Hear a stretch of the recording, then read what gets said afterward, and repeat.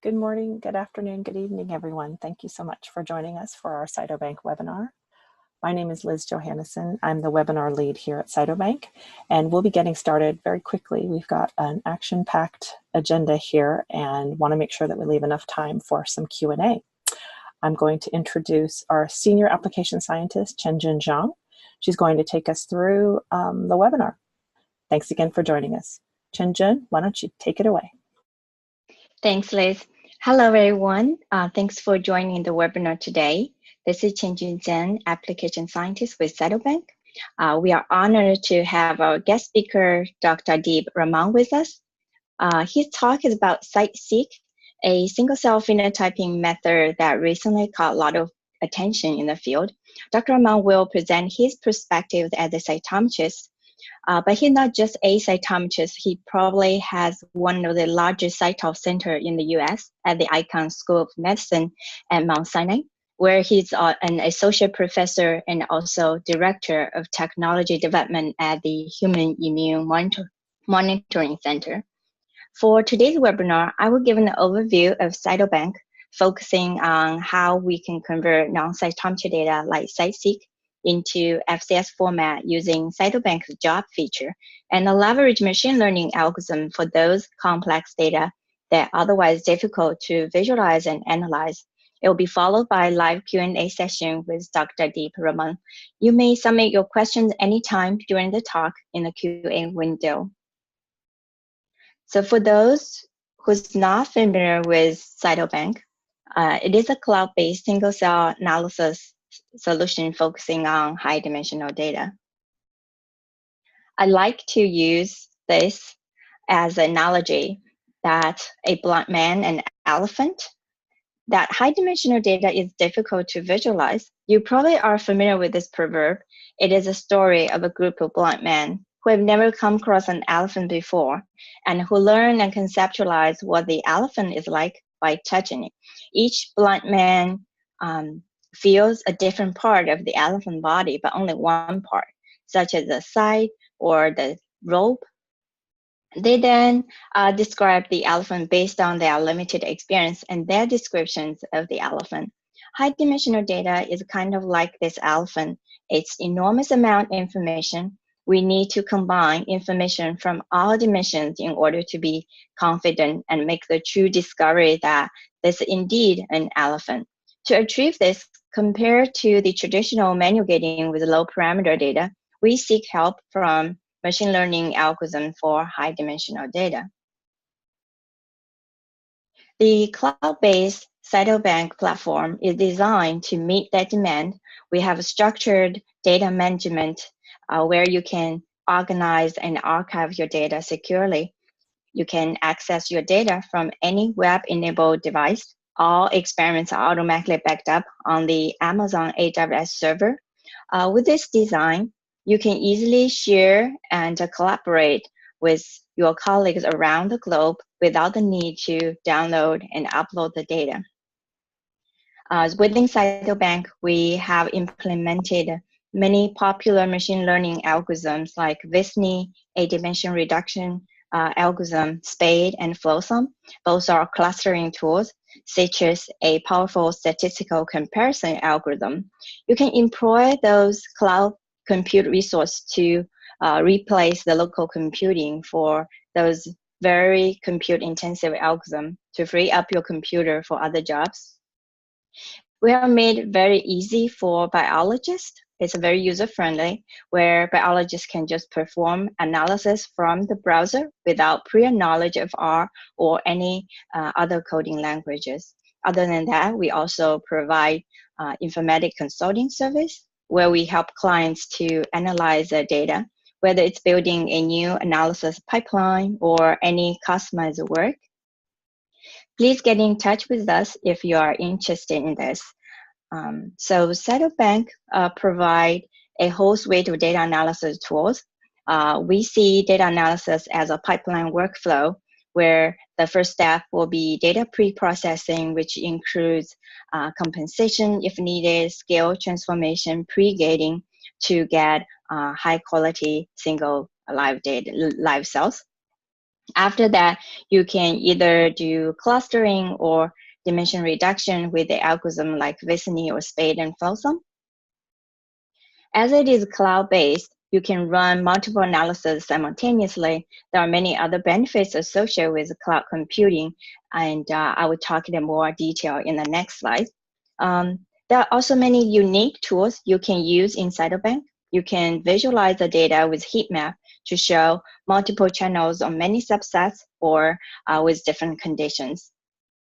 Or you can use Cytobank's API to interact with the data stored in Cytobank to extend the functionality with other algorithms like UMAP or other informatic systems like LIMP system. So the feature we are going to introduce today is JOP. This feature allows you to work with non-cytometry data like imaging or CITE-seq.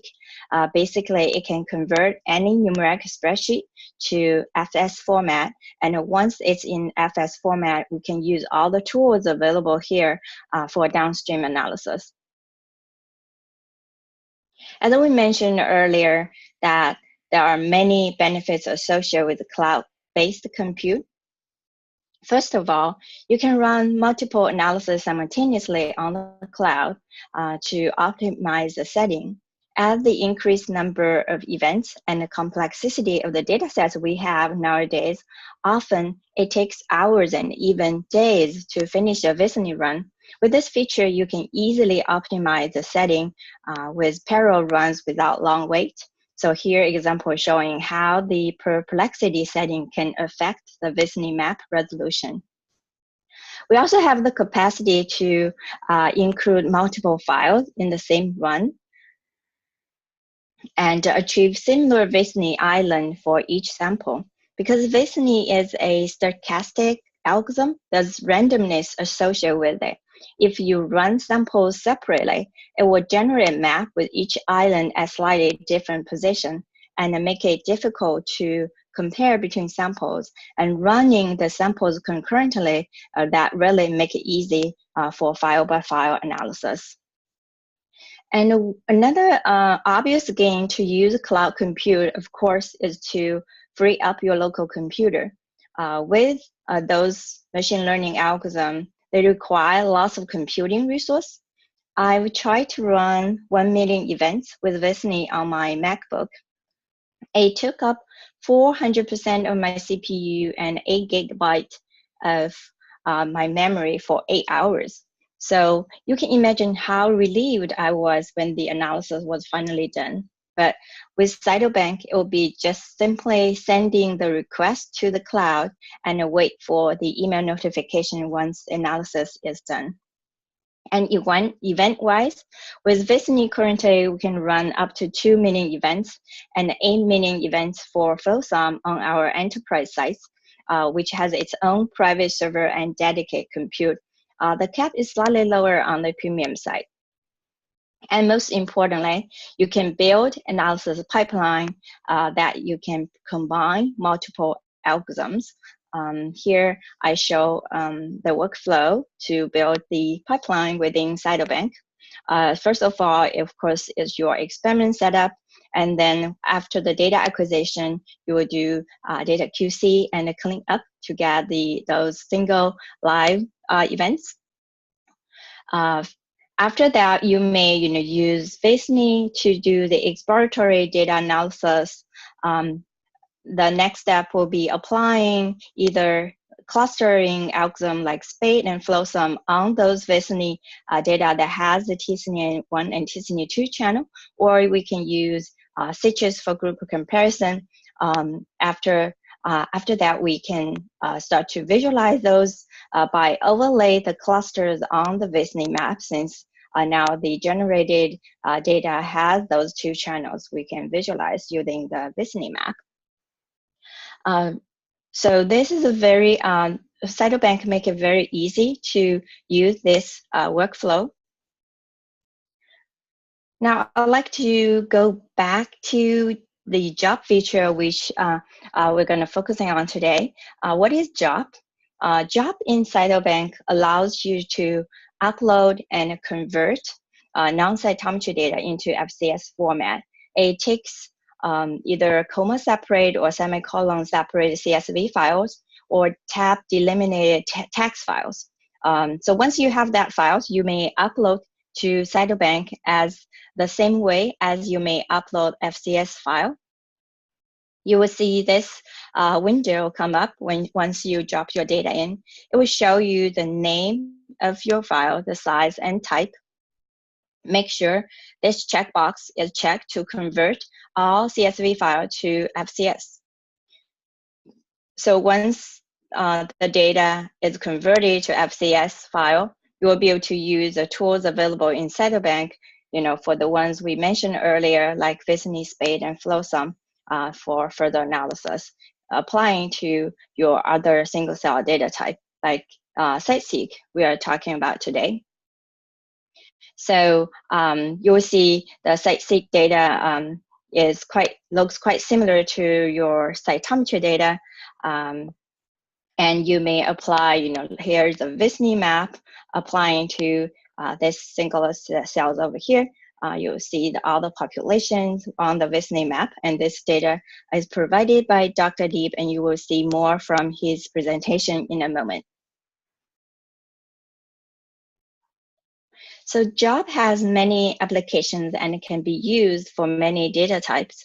It can take single cell data, such as RNA-seq or CITE-seq, or even segmented imaging files like immunofluorescence file, immunohistochemistry file, or data from Fluidigm's mass cytometry imaging system, Hyperon. It also can be used for bulk or sample-based data, such as data from Luminex cytokine multiplex assay, or the nanostring data, which is a 3D biology technology which simultaneously analyze up to 800 SNMVs, RNA, and proteins.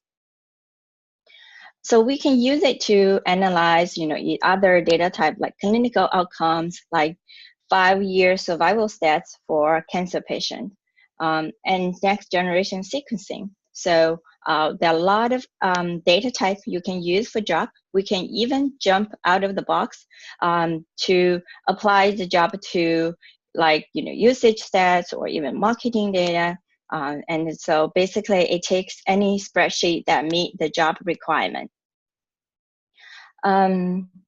So there are a few considerations, what kind of data JOB can take.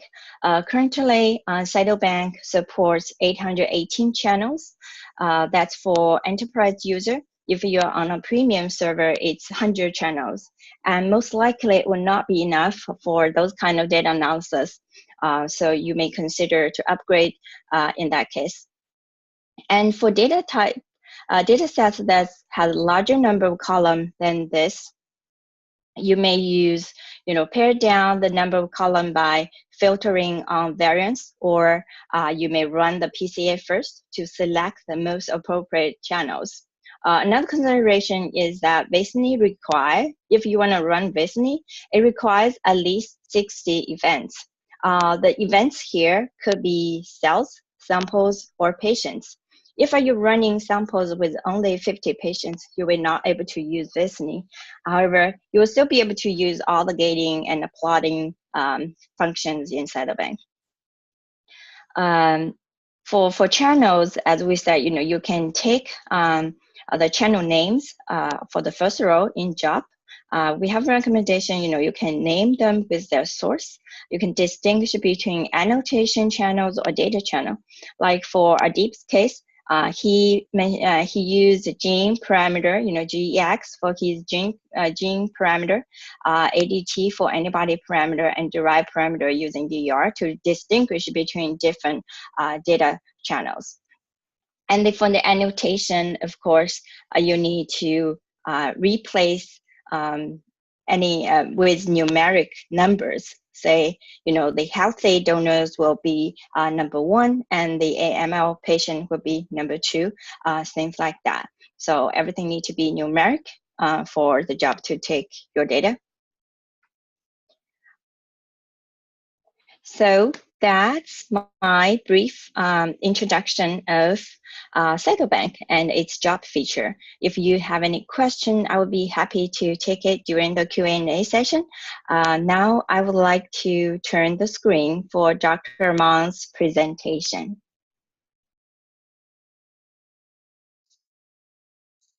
Hi, everyone. So it's my pleasure to talk to you today about this cool method called CITE-seq, which I think has a lot of potential for advancing our understanding of single cells.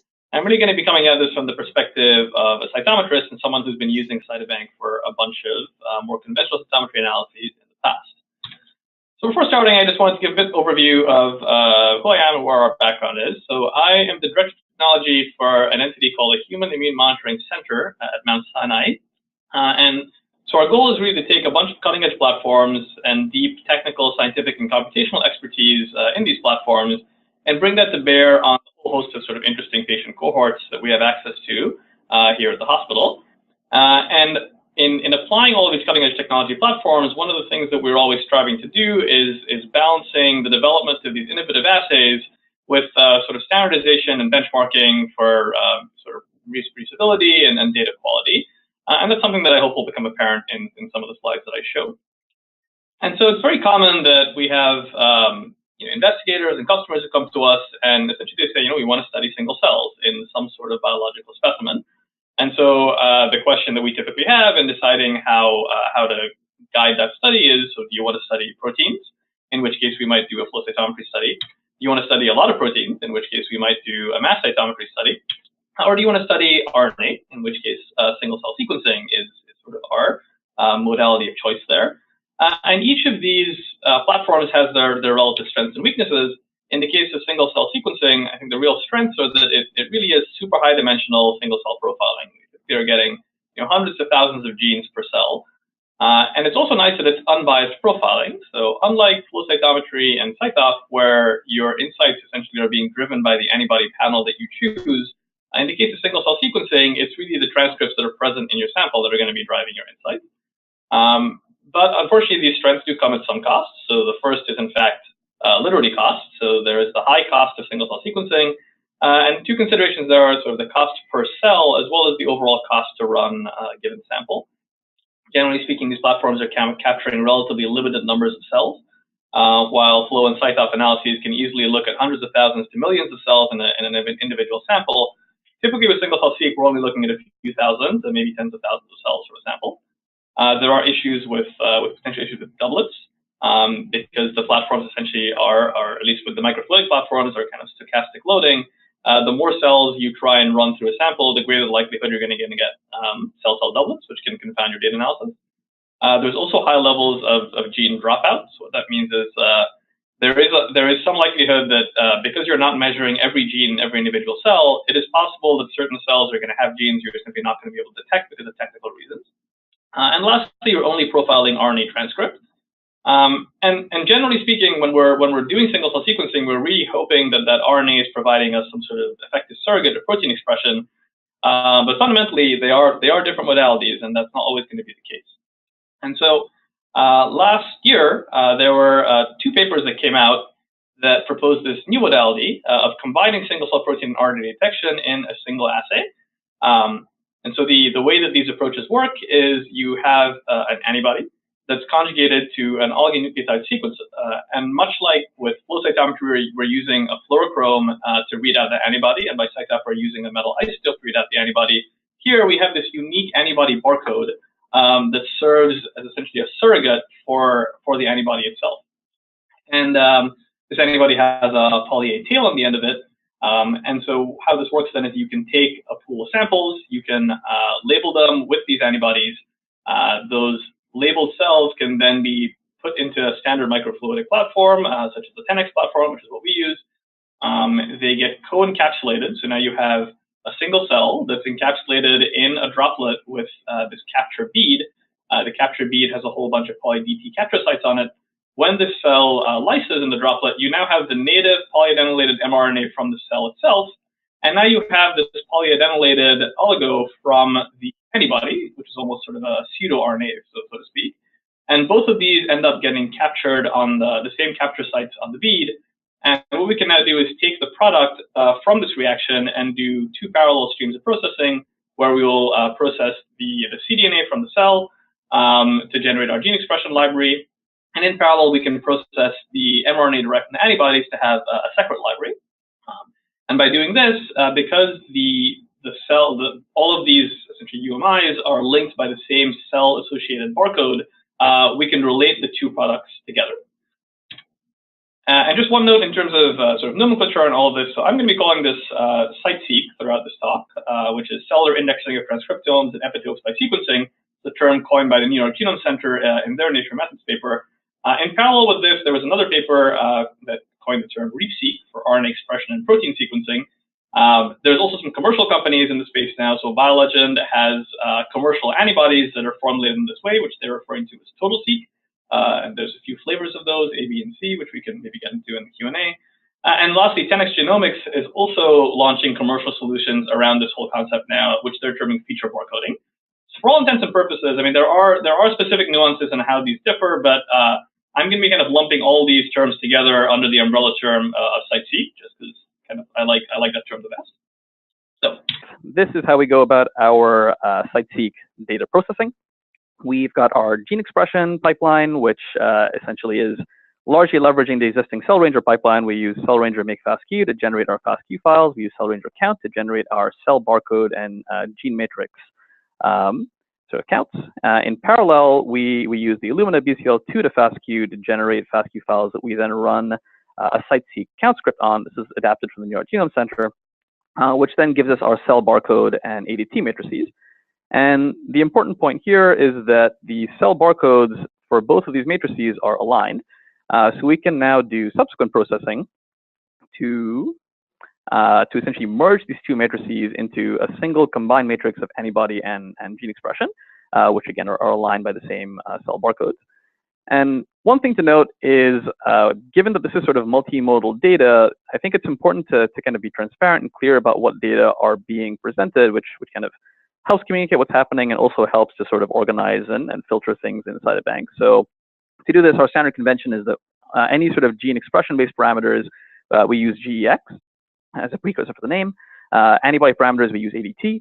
And then a derived parameter is DER. So a derived parameter, one of the nice things here is that, we're not simply doing kind of standard, it's not like a flow cytometer where essentially all the data is coming straight off the machine. Here we have some abilities to do some manipulations of the data prior to getting sort of the data into Cytobank.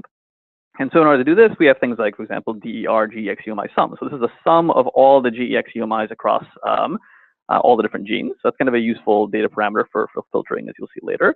Or for example, DER GEX or proportion of mitochondrial genes, which we use for viability and other such things.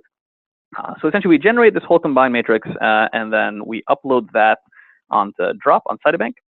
And so one caveat here is that Cytobank does have a limit, as was mentioned earlier, on how many parameters can be uploaded. So it would be nice if we could take the entire gene expression matrix and upload that, but that ends up being a challenge. So what we do is we actually filter our matrix for the top 500 differentially expressed genes in a given sample. We then combine that with our antibodies and derived parameters, and that's what we end up uploading.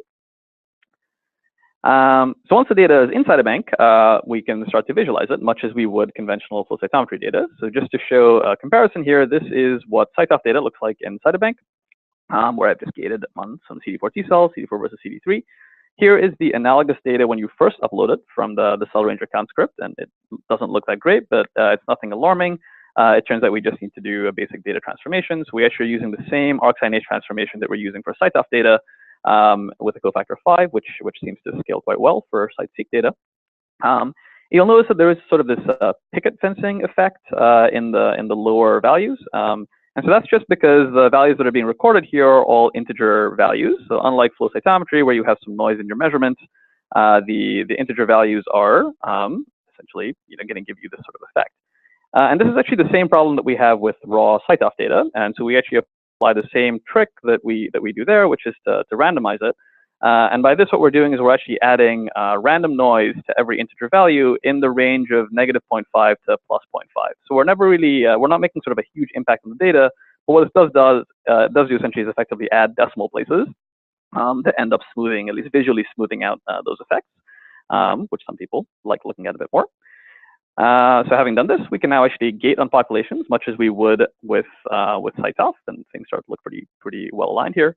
But now if we actually look at the relative frequency of our gated population, we can see that there's actually a big difference here, with about 33% of the sample being comprised of CD4 T cells in CyTOF and only 0.3 in CITEseq. But what this comes down to is actually just an issue of what the denominator is. So in the case of CyTOF or flow cytometry, we usually threshold on single cells in some way. So flow cytometry, we're often using forward side scatter. CyTOF, we're typically using DNA to threshold. And in the case of single cell RNA-seq, we use, like conventional single cell RNA-seq, we're typically using a threshold of the total gene expression UMIs. So this is kind of a standard output from Cell Ranger. But another way to look at the similar graph is this. So this is plotting the total UMIs versus the unique gene counts. And you can see that you've got some cells that have relatively high levels of UMIs that are your valid cell events. And you've got a lot of sort of low expressing events that are kind of your empty barcodes, essentially beads that didn't get encapsulated with the cell and are just picking up sort of ambient RNA or noise. And just one thing to note about this is that one of the differences of single cell seq, like in the case of CyTOF and flow cytometry, generally speaking, the majority of the data you acquire is usable data. So most of what you're measuring is in fact cells. With single cell seq, the vast majority of your sort of cell barcodes are not actually cells or debris. So this filtering step is actually quite important as a parameter for deciding sort of frequencies going forward. And so this approach does work pretty well, but one of the challenges is, you can see that it's a little bit subjective to see where this cutoff should be. And so one of the alternative ways that we can think about defining what is a cell is to again use a strategy that we've taken essentially a playbook from our CyTOF workflows, which is to use antibodies to define what is a cell. So this concept in the CITEseq world is being referred to as hashtagging. In CyTOF, we usually call it just sample barcoding. But the premise is that we're taking antibodies against some sort of ubiquitous cell marker. We're using that to label our pools of cells. We can actually now take these pools and combine them all into a single sample, because every cell that was derived from initial sample has its own unique antibody tag. And then after we process the sample and run it, we can now computationally deconvolve that sample to identify sort of which cell came from which original source sample. One nice advantage that this has also is it allows us to filter doublets from the sample, because we know that any individual cell can only have one of these antibody tags. So any cell event that has more than one tag can be defined as a known doublet. And essentially, the more samples you barcode together into a pool, assuming equal pooling, the greater the proportion of doublets that you can filter from the sample, because the more likely it is that a doublet is going to result from a cross-sample doublet, as opposed to two cells from the same pool that are getting stuck together. And so this is a very effective strategy for CyTOF, and it's proven to be a very effective strategy for single cell seq as well. And there's a few ways that you can go about this. What we're currently doing is using beta-2M and CD298, which is a strategy that we've been using for CyTOF as well. And so just to show you what this ends up looking like. So here's how we go about sort of demultiplexing those pooled samples. So we have two derived parameters here. The first parameter on the x-axis is singlets. So these are sort of the x-axis here is representing the highest barcode intensity for any one of our 10 barcodes in this case. This is 10 samples that were barcoded together. The y-axis is the intensity of the second highest barcode. And so as I mentioned in the previous slide, since we know that a barcoded sample or a hash sample should have only one hash, any sample that has a second hash can likely be identified as being a doublet. Another way to look at this data is to run a quick t-SNE analysis of the hashtag parameters. And here you can see we end up with these sort of 10 islands, and then sort of the scattered region in between, which is actually all of each of these little dots represent sort of a different flavor of cell-cell doublets from different hashtags being combined together. We can cluster or gate on these individual populations to define them, and then see that we're getting sort of one specific hashtag being assigned to one specific sample. And you can see that the approach is very clean. Our ability to resolve a positive from a negative background is very robust. So this has been a pretty effective strategy for doing data filtering. I should also note that one of the interesting things that we can see from doing this is if we take this doublet and singlet population, we just look at their overall gene UMI sums, in general, the doublets are, they do have a higher median level of genes than the singlets, which you'd expect because two or multiple cells stuck together are going to have more genes than a single cell. But you can see there's actually a pretty significant overlap in the distributions of both the singlets as well as the doublets. And what this implies is that if you were to try and use UMI sum alone to filter doublets, you're either not going to be effectively cutting off all your doublets, or you're going to be accidentally cutting off your singlets. So some people have proposed as a general strategy that, if a cell has too many genes, just eliminate it. But this is actually kind of providing you a complementary and sort of more robust method of doing some of that doublet filtering. So now incorporating this filtering step, if we go back to our CyTOF and CITEseq comparison, so here's our CITEseq data unfiltered. We can now apply that hashtag filtering step. And now you can see that the post-filtered data has a much closer alignment between the CyTOF and the CITEseq. And by filtering out sort of that debris, you can see that we've largely eliminated a large number of these sort of negative events that were in the lower quadrant there. And just one note here that these are sort of two parallel modalities of how we're defining a single cell. So we can either use gene expression-based filtering to say what is a cell. We can use hashtag antibody-based filtering to say what is a cell. And as long as you're dealing with clean samples like PBMCs, for example, these two methods align pretty well for the most part. So generally speaking, you can see here in this experiment, we're getting about 4,000 cells based on gene filtering. We're getting about 4,200 cells based on hashtags. Typically, the cells we see down in this quadrant tend to be red blood cells, and cells over here, in PBMCs are usually not super abundant. But as we started looking at a number of tissue samples and more complex biological samples, we started finding a number of instances where we were seeing a pretty large number of cells in this upper left quadrant. So cells that were being defined as a cell based on the antibodies, but were essentially not being captured as a cell by gene expression. And one of the most pronounced places where we can see this example is in RBC depleted whole blood, where you can see that our cell count based on antibodies is around 8,000, and it's only about 2,000 here using gene expression. So to dig into what's going on here, we could take all of our cells as defined based on antibody filtering and annotate them also based on canonical antibody expression patterns. And so here you can see this kind of TC annotation of all these populations. We can now overlay onto this our gene UMI expression. And what becomes very apparent is you can see we have this very large island down here that represents our neutrophils. And those cells are essentially almost devoid of detectable UMIs. Another way we can visualize this is this. So here we're ranking all of our populations based on their overall UMI sum. And we can see that all of our granulocyte populations, in fact, so neutrophils, eosinophils, and basophils, all have kind of extremely low UMI sums. And so if you were to be filtering this data based on UMI alone, you were essentially cutting these populations out of your analysis. And this has kind of addressed one of these mysteries that we've had in single-cell-seq for a while, which is why we were almost never getting decent neutrophil data from samples where we expected to have a bunch of neutrophils. And it also addresses the fact that in many cases when we have samples with significant neutrophil contamination, we were having a very high discrepancy in terms of the number of cells we expected to capture based on what we loaded into our 10x chromium controller versus how many we were getting back at the end of our data processing. And just to kind of show you, if we take that same sample I just showed you and we try and filter it based on UMI alone, so here we ran parallel aliquots of that same whole blood sample by either CITEseq or CyTOF, and you can see our cell frequencies don't really align between the two modalities. But now by using the antibody-based filtering, because we can account for the presence of the neutrophils, we've now got much better alignment in terms of frequency between the two methods. And now just showing you what some of this data looks like in higher dimensions between the two approaches. So here up top, we've got CITEseq. At the bottom, we've got CyTOF.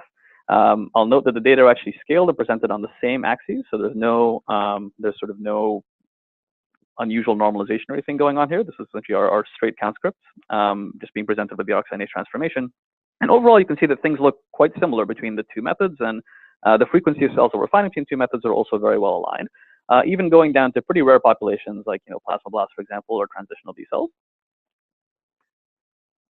Looking at this in an even higher dimension, so here's two PBMC samples stained with an aligned 37 marker antibody panel by both CyTOF and CITEseq. We've analyzed these by using flow sum clustering, using the Astrally platform that also allows us to annotate putative populations. And using this, you can see kind of broadly speaking, the two heat maps look fairly similar in structure. The relative population frequencies we're identifying by both modalities ends up being quite well aligned. And if we simply look for median marker intensity across all subsets, we again have very good correlations between both modalities. So it's giving us confidence that high-dimensional staining by CITEseq is performing pretty well and similarly robust to high-dimensional profiling that we're seeing by CyTOF. We also wanted to dig a little further into this and actually try and quantify the linearity and limits of detection of the two approaches. And so this is kind of a trick that we used to benchmark CyTOF at the very start, and so we adapted it here for CITEseq as well. And so to do this, we've taken a HIMC sample, and we've titrated in increasing amounts of a PE-labeled antibody, so PE-364 in this case, which we expect to bind monocytes. And having done this, we can actually use the PE as a model antigen, if you will, and come in with an anti-PE antibody that's conjugated either with a metal to detect by CyTOF or an oligo to detect by CITEseq. And you can see, kind of visually speaking here, we're seeing pretty good correlation in terms of the overall pattern. To quantify this a bit more rigorously, we run these PE antibody capture beads that allow us to convert our PE fluorescence into an actual number of PE molecules per cell. And based on this, we can actually quantify how our intensity relates to the number of molecules per cell. And in the case of both CyTOF and CITEseq, you can see that the measurements are essentially linear across this sort of 2 log range. I would expect that we probably could have gone higher here if we'd been able to get our antibody expression higher. And similarly, the limits of detection are also fairly comparable. So this is a metric of average overlap frequency that we use for CyTOF to quantify the separation of defined positive and negative populations, with a high separation essentially being or a low overlap indicating very high separation and a high overlap indicating poor separation. And again, you can see fairly good alignment between CyTOF and CITEseq. In this particular experiment, the CITEseq was a little bit less sensitive than the CyTOF. But an important note regarding sensitivity is the impact of sequencing. So unlike CyTOF, where effectively your instrument sensitivity or your sensitivity for detection is largely a function of how your instrument has been calibrated. It's not really an easily adjustable parameter. And similarly on flow cytometry, you can tweak your PMT voltages a bit, but really sensitivity is just a function of the hardware. In the case of CITEseq, your sequencing depth is really one of the big drivers of your sensitivity. So the deeper you sequence a sample, the more your intensity goes up. And so one way to see that here is that this is the same sample, and we've just sequenced it at different depths. This is the average reads per cell. And for a given sort of known number of molecules per cell, you can see that your relative staining intensity is going to be higher depending on how deep you sequence. And so this has kind of both pros and cons. The pro is that if you're doing an experiment and it looks like you're seeing kind of low signal intensity, one of the options you can do is just sequence deeper, which is a good way to boost your signal. It'll probably come at the expense of noise to some extent. And this is likely going to keep increasing until you reach saturation, which is probably practically and financially infeasible in most cases for these experiments. The kind of caveat to this, though, is it also implies that if you're trying to do quantitative measurements between independent samples by CITEseq, that's actually very challenging because unless you normalize your sequencing depth exactly, the same absolute number of molecules on a cell is going to give you a different sort of detection magnitude. So some sort of normalization is going to be very important there. And it's actually even more complicated than just sequencing depth, because on the right here, what I'm showing is that another difference sort of between CyTOF and CITEseq is in the case of CyTOF, your measurements are effectively, your measurements of independent antibodies are essentially independent parameters. So if you measure, CD4 in 145 neodymium and you measure, CD14 and 165 holmium, those two measurements are not really being impacted at all. The presence of one measurement isn't impacting the presence of the other. The difference for CITEseq is that you can consider that all your antibodies are being pooled into kind of a single pie, and that overall pie is what's getting sequenced. And so your sequencing depth is sort of what's regulating the size of the overall pie, whereas the complexity of your panel is regulating how many slices you're cutting that pie into. So what I'm showing you here is the same titration of, in this case, APC antibodies, but either stain in the context of a relatively small panel or a relatively large panel. And again, the more complex your panel is, the lower your relative signal intensity gets, because even though our overall number of reads per cell is fairly similar, the number of reads that are being allocated to any individual marker in that panel becomes much smaller. And so kind of the take home from all of this, which is a little bit technically in the weeds, is that one needs to be very cautious in trying to make any sort of quantitative measurements of absolute CITEseq measurements between samples, because there's a lot of variables that are going into sort of both your antibodies, the complexity of your panel, the number of cells that are positive for any individual marker in that panel, and your sequence depth to be able to account for that. Right. But of course, right now I've just been showing you mostly antibody data. That's, if we just want to look at antibodies, that's great. But the real strength of CITEseq is that we're able to look at both antibody as well as gene expression at the same time. And for this to be valid, we just want to confirm that the presence of antibodies isn't in fact impacting our gene expression at all. And so what I'm showing you here on the left is 2 aliquots of the same PBMC sample, either unstained or stained with a CITEseq antibody cocktail. So you can see our overall antibody counts go up in this scenario. But this data has been clustered based on overall gene expression clustering. And you can see that the overall distribution of populations remains essentially unchanged. And the overall unique gene counts also remain largely unchanged. You can see this kind of quantified over a dose titration here, where we're titrating an increasing amount of antibodies into a sample. And as the overall antibody content goes up, we're really not having any impact on our overall UMI counts or our unique gene counts. So this makes us fairly confident that the approach works. And what's also kind of a nice corollary to this is that it suggests that data that we generate using CITEseq remains directly comparable to sort of data that we've generated historically through kind of conventional single-cell sequencing at the gene expression level. And when we're starting to compare these gene versus protein measurements, I think one of the interesting things that comes out is just this issue of kind of quantity and the relative magnitude of these measurements. So as I mentioned kind of at the very start of this talk, which hopefully you guys could hear even despite the poor audio, is that one of the limitations of single-cell sequencing is this challenge of dropout. So dropout is the concept that a cell may be positive for a particular gene, but it's not accurately recorded just because it's relatively low abundance and there's some stochasticity in that measurement, and we're typically not measuring the entire transcript of any individual cell at one time. And this is kind of a concept that I think we've all known about for a while in the single-cell sequencing field, but CITEseq has really allowed us to quantify this, I think, in a much more robust way. And so what you can see here is this is just CD14 and CD8 antibody, which, based on this, I've gated CD14 monocytes and I've gated CD8 T cells. So these are sort of canonical cell types that are being defined on the basis of being positive for these markers. And if we now plot the CD8 antibody versus CD8 gene expression, you can see that the 2 parameters are correlated, which is positive. So in general, cells that are positive for the antibody are positive for the gene.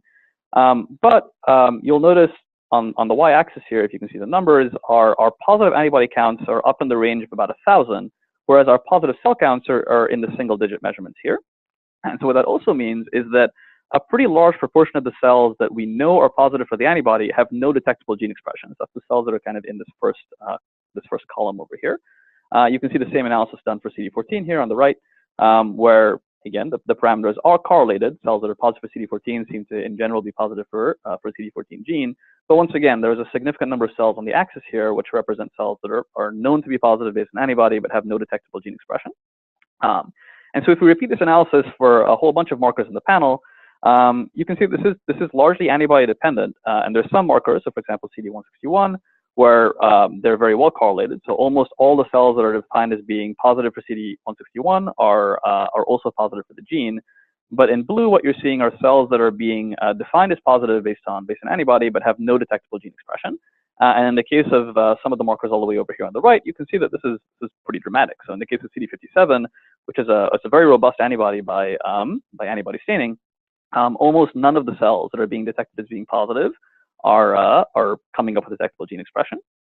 And I should note that this is probably being driven both by a combination of technical issues as well as biological issues. So in some cases, the technical issue being measurement error, or this issue of gene dropout. But the other issue being that in some cases there may just be a divergence in the protein and transcript expression here. And so this is I think kind of an important point to note, because it does imply that, I think one of the reasons we often do single-cell sequencing isn't because we all care about transcripts so much. We're just kind of using transcripts as a surrogate for protein, which is actually driving our biology. And I think this just highlights that is not always going to be the case. There are cases where the alignment is not that great, which is another benefit of this suggests that the data that we're getting from CITEseq by adding these antibodies is essentially non-redundant with the gene expression data. because I think when we first started this approach, one of the common refrains we heard from people was like, oh, you're already measuring, hundreds to thousands of genes. Like, what's the benefit of adding in a couple of antibodies? And I think the point here is that there really is some protein information that we don't adequately capture from gene expression. And just to show this kind of in a more high-dimensional way, because to be fair, this is a bit of an aggressive example, because it's very rare that we're using single-cell sequencing and measuring a single parameter to define a cell type. Cell types are always being defined by large clusters of genes. But again, just to show you that even adding in a lot of genes, there's still benefits to having the antibody. So here's a PBMC sample where we've clustered these PBMCs using the top 200 differentially expressed genes in the sample. And here we've taken that same sample and we've clustered it using just 20 antibodies. And I've colored the populations based on, again, canonical gating based on the antibodies. And some things you can see resolve very well. So for example, CD14 monocytes versus CD16 monocytes kind of resolve quite well here because they're transcriptionally quite different. Whereas you can see that, while B cells resolve very well as a population based on gene expression, the separation of sort of naive and memory B cells is a little more challenging. Similarly, our CD4, CD8, and K cells are all a little bit somewhat conflated together in some cases here. Whereas the addition of a few antibodies really helps to resolve these much more effectively. And again, I should note that there is fundamental biology underlining this. Like, what this is telling you is that transcriptionally speaking, CD4, CD8, and resting NK cells are all pretty similar. Similarly, resting naive B cells and resting memory B cells are also transcriptionally quite similar. But that being said, we know from kind of decades of immunology research that there are fundamental differences between memory B cells and naive B cells. There are fundamental differences between CD4 and CD8 T cells. And so the addition of these antibodies sort of helps us take this historical knowledge and kind of overlay it more effectively on sort of the unbiased gene expression clustering that we're getting from these new higher dimensional approaches. Here's just yet another example of that. So I mean, T cells seem to be a particularly challenging problem for some of these single-cell seq applications, partly because at least resting T cells are transcriptionally, fairly quiet. They don't have a huge amount of gene expression. And once again, you can see we have these very kind of historically well annotated populations that we've defined through decades of immunology research. We have our naive cells, central memory cells, a few different flavors of effector memories. We have our emeras, co-association, variant T cells.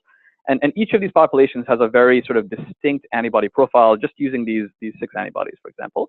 And if we're to do, again, unbiased gene expression clustering using the top 200 differentially expressed genes within the CD8 T cell compartment, again, you can see that the naive T cells separate out pretty well from from some of the memory populations. So you can see that these central memory cells are sort of scattered throughout both regions. The mate cells do separate pretty well, largely because CD161 is pretty well resolved at the transcript level. But overall, again, the addition of these values really does provide some added benefit over what we're seeing from the gene expression alone. All right, so I'm gonna conclude there, and so hopefully I've shown you that detection of these oligo-labeled antibodies by single-cell seq generates antibody profiling data that I think is quite comparable to high-dimensional profiling by flow cytometry or CyTOF. And I should note that we haven't seen any issues of sort of spillover or kind of compensation type of artifacts thus far in any of the panels we've done, which we've gone up to, I think, close to 100 parameters at this point. The antibody-based cell hashing approach, I think, is a very effective strategy to sort of improve sample throughput, help with doublet exclusion, and results in sort of more robust cell identification and better data quality. The antibody doesn't seem to actually impact our regular single-cell gene expression, so it's sort of an easy add-on without any sort of obvious negative consequences. And then ultimately, the data we're getting from the antibodies is actually providing sort of valuable information that augments our transcript-only information. So, I think one of the questions I often get from people is like, oh, is this sort of the end of flow cytometry and CyTOF? And I don't think so, because I think these are very different modalities, if nothing else, for cost. But I do think that if you're doing single-cell sequencing anyway, why not just do CITEseq? Because I think the addition of the antibodies really is sort of a significant added benefit there, with sort of a minimal price to pay.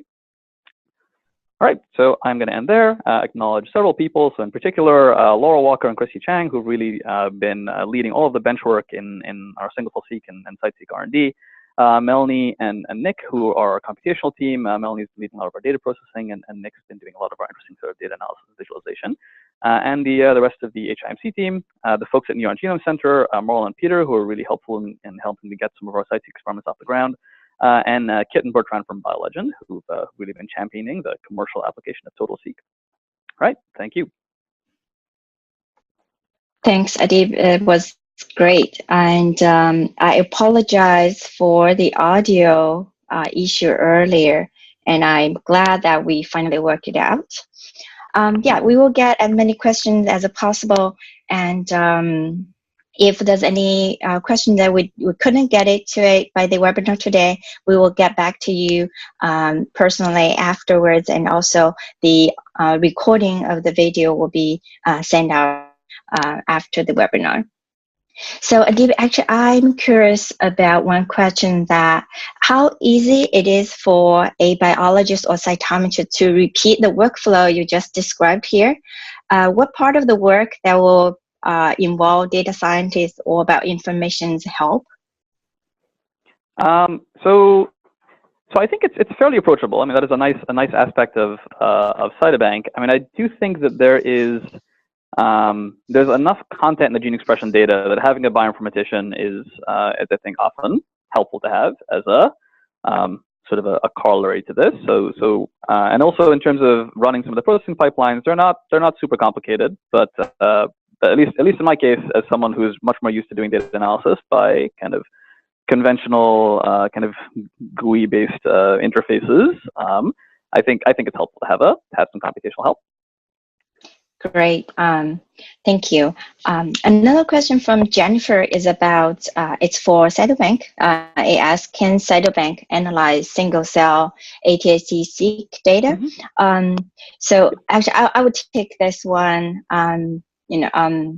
Yeah. So for this ATAC data, I haven't personally tested it out yet, but as you may see, that job is quite generous about the data types it can take, as far as its numeric spreadsheet with column and rows of the data set.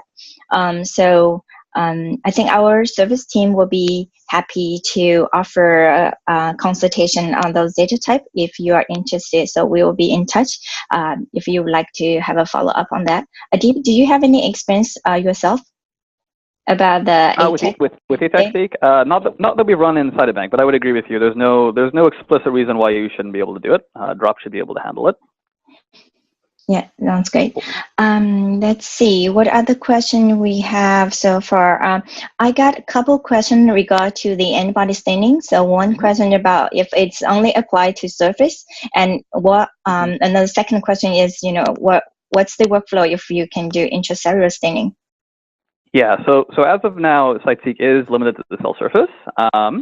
We're working on a number of things for intracellular staining, but none of them at the level where I'm confident saying it works well yet. And then the challenge actually there is one of, this is maybe a little bit hand wavy, but what I think is the problem is that once you fix and permeabilize a cell, there's such a degradation in RNA quality or the ability to lyse the cells effectively in the encapsulation that you don't recover sufficient material from that. So as of right now, CITESeq is restricted only to surface markers, at least from our experience. Got you. Thank you for that. Another question is from Anna of Boston. Anna, so here's Adeeb, this is fantastic talk and a wake-up call for the transcriptomic course that hold cells, single-cell RNA-seq to immunologists, because PBMCs are a simple cell type to handle. Implementing CITESeq is not straightforward, but is essential for robust data interpretation. So it looks more like comment. Do you have any additional comment to that? No, I mean, I would agree with that. I mean, certainly as I think one of the things that's been helpful as an immunologist coming at this is, we have these we have a lot of experience from looking at these antibody markers, and we know that a lot of them are fairly meaningful. And I feel like this recent sort of revolution in kind of single cell transcriptomics has kind of brushed this on the table a little bit, and there's this kind of philosophical sense that if you have enough markers that you're measuring, you can kind of get away from this a little bit. And I think this is sort of helpful because it still shows that there's value in historical immunology research, which I guess is reassuring for those of us who've been doing this for a while. Yeah, totally. So for the next question is from Lucas. It says, if the sequencing pi is a limiting factor, how many antibodies can be used in a realistic panel? Yeah, so that's actually it's a good question, and obviously one of the real draws of this approach is that based on the fact that the antibody barcodes themselves, the oligo barcodes that we're using are can exceed the existing space of known proteins. In theory, the number is sort of unlimited. But what this ends up kind of coming down to sort of balancing your relative reads. So it's not really a function of how many antibodies can be used. It's just that as your panels get bigger, it does require a bit more thought and sort of panel optimization in terms of balancing those reads. So if you could have a panel with relatively small number of antibodies, but if one of those antibodies is super abundant, it's going to completely dominate that pie, so to speak, right? So if you have something like CD45 in a panel, and you have that panel that's also sharing relatively low expressing markers like PD1, the CD45 is going to kind of eat up all the reads that you'd kind of want to be allocated to your PD1. So I think the trick in building these bigger panels is to sort of be balancing the number of reads you're allocating to the different antibodies to allow you to get that resolution. And the challenge with building bigger panels is that exercise becomes progressively more complicated because every new antibody you add kind of creates more that you have to think about factoring in. I should also note that you can also get around some of this by just sequencing more. So even if you have a very imbalanced antibody panel, if you're willing to kind of spend a lot of money on sequencing and sequence very deeply, you'll get data back from all those channels. So it is So I don't think either of these places a fundamental limit on how many antibodies you can measure. They just create a little more complexity in building very large panels. I see. So another question from Florine, she says 4K reads per cell seem very low as a read depth for the antibody signal. Do you go higher to assess if when you reach a plateau? Yeah, so I think so 4K seems low, but I think an important thing to keep in mind here is there's relatively little complexity. At least that particular experiment I was showing, the biggest panel we were doing there, I think was about 40 antibodies. And so because the complexity of the antibody library is much lower than gene expression, you really don't need to sequence that deeply to be able to get there. So so that's one answer. The second answer in terms of if you go higher, will you reach saturation? I'm sure you will eventually, and I think it would be completely financially infeasible because I think you would probably need to be in sort of the millions of reads per cell to probably reach saturation for some of these things. Let's see. For the next one, it shows we may see some single cell with high number of genes UMMIs, but very low number of ADT UMMI. How do we interpret those? Are empty doublets? High numbers of gene UMIs, but low number of ADT UMIs. Well, I guess it depends a little bit on what your ADTs are, right? So the key thing with the ADTs is that you're only going to see signal for the antibodies that you have in your panel. So the easiest interpretation is if you have a limited panel, you just haven't included appropriate antibody markers to identify whatever that mystery cell population is. So the premise of something like the hashtags is you're really trying to find an antibody that is expressed on every single cell in your sample. So the only way that you're going to have a complete alignment between your ADTs and your gene expression is in that scenario where you're sure that your antibodies are labeling every cell in your sample. But for example, hypothetically, if I just took PBMCs and I only labeled them with CD3 and CD4, all of the B cells, for example, are going to be high for gene expression but not have any ADT counts just because I didn't include an antibody to identify that cell type. Great. Hope that's helpful for the answer. So the next question regard to it says how important it is to do a cell population specific titration experiment to determine optimal concentration of antibody oligo conjugates to use in CITE-seq experiment, and what is the best strategy for doing the titration experiment? Yeah, that's a challenging one, and it's partly so we do titrate our antibodies, but I think as having done a lot of these experiments now, I think much more important than titrating individual antibody is actually titrating the balance of your different antibodies. So I think one thing that hopefully I made clear in my talk is that the idea of using CITE-seq as a quantitative assay, I think is problematic. I think it's helpful to be able to quantify relative differences of a given protein between different cells in the same sample. But a lot of titration in terms of optimizing signal to noise that is helpful to do. But again, I think the more important parameter here is really balancing reads between your different antibodies. In terms of how we actually go about doing this, we titrate antibodies by CITE-seq just like we titrate them by anything else. The big caveat is that this is an astronomically expensive assay. So generally speaking, we don't want to be spending, $5,000 just to titrate some antibodies. And so we often will try and multiplex as many things as we can together.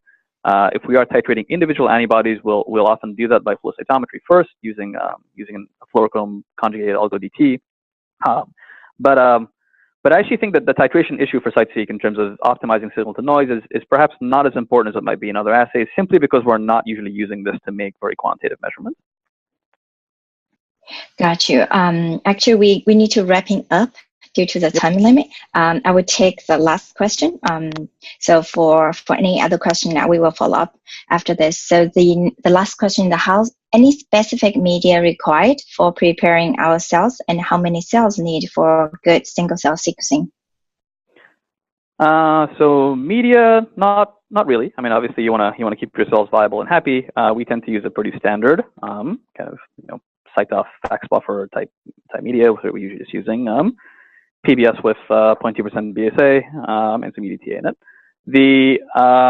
The issue of how many cells to sequence is a pretty complicated one, and it's really experimental dependent. So essentially it's a function of what populations are you trying to find. If you're looking for very rare populations, you're going to need to sequence more than if you're looking for relatively abundant populations. If you have much deeper pockets or a bigger wallet, you also might want to sequence more cells than if you don't have those things, in which case you might want to go for a smaller number of cells. So I don't think there's an easy one-size-fits-all answer to that. Got you. I will have to press stop as we have to leave for the webinar. But welcome any follow-up question. As we said, this Cytobank scientific team is ready for any consultation, or you're on your single cell data type. And Adeeb is also available for any follow-up questions. So thank you so much, Adeeb, for your time and the excellent talk today. And we have a great attendee today. We have over 100 people attending the webinar. So thank you so much for your time, everyone. So have a wonderful day, everyone. Thank you.